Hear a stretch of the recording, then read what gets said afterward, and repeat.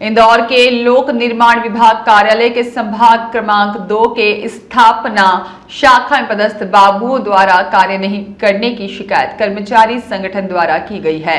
जागरूक अधिकारी कर्मचारी संयुक्त समन्वयन कल्याण समिति के पदाधिकारियों का कहना है कि चंद्रकांत देशपांडे और शोभा पवार यह दोनों बाबू कर्मचारियों के काम नहीं करते हैं और जब भी कर्मचारी अपने काम के लिए इन्हें बोलते हैं तो यह हमेशा उनकी बात को तवज्जो नहीं देते हैं और टाल देते हैं। इस तरह कर्मचारियों का समय पर काम नहीं होता है और उन्हें आर्थिक नुकसान का सामना करना पड़ता है। कर्मचारी संगठन का कहना है कि शासन द्वारा महंगाई भत्ता 1 जनवरी 2023 से दिया जाने वाला एरियर नहीं दिया गया। एरियर की 3 किश्त का भुगतान कर्मचारियों का अभी भी बाकी है।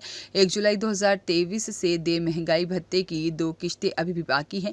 नियमित कर्मचारियों की भी महंगाई भत्ते की 2 किश्त अभी भी बाकी है। वही कर्मचारियों का समय पर नहीं लगाया जाता है, उसमें काफ़ी विलंब किया जाता है। इसके साथ ही कर्मचारियों के DPF, GPF की राशि के आहरण के लिए आवेदन देने के बाद भी स्वीकृत नहीं हो रहे हैं। कर्मचारियों ने मुद्दा उठाया है कि एक कर्मचारी की मृत्यु होने के बाद उनका पेंशन प्रकरण आज दिनांक तक निराकरण नहीं किया गया है। रिपीट, आज दिनांक तक निराकरण नहीं किया गया है। 1.5 साल से पेंशन प्रकरण और ग्रेजुटी लंबित है। कर्मचारियों की मांगों को लेकर एक ज्ञापन दिया गया, किस तरह की समस्या है और क्या अभी आश्वासन मिला अधिकारी की तरफ से? लोक निर्माण विभाग संभाग क्रमांक 2 के समस्त कर्मचारियों के साथ हम आज विभागीय अधिकारियों से मुलाकात करने गए थे, क्योंकि बड़ी गंभीर समस्या जब हमें विभागीय समिति के अध्यक्ष हमारे राजेश गौड़ जी ने बताया कि हमारे एक साथी के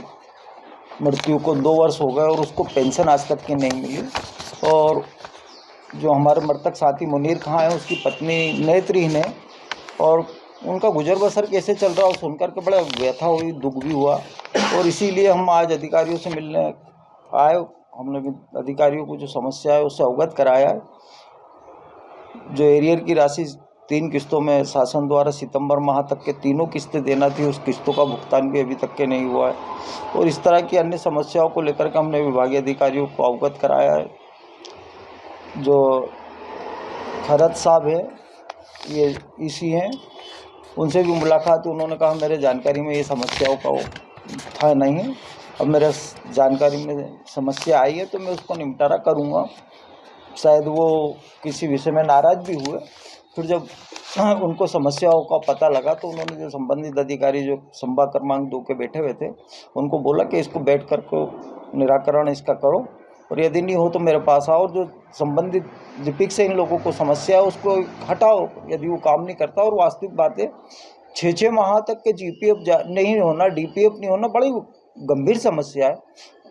हमारे लोक निर्माण विभाग के कर्मचारी बड़े संवेदनशील हैं, नहीं तो यदि कोई और विभाग होता जहाँ 6 माह तक GPF और DPF नहीं होता तो कर्मचारी धरने पे बैठ जाते, आंदोलन कर लेते, और हम खुद ही जाकर के तत्काल करवाते हैं।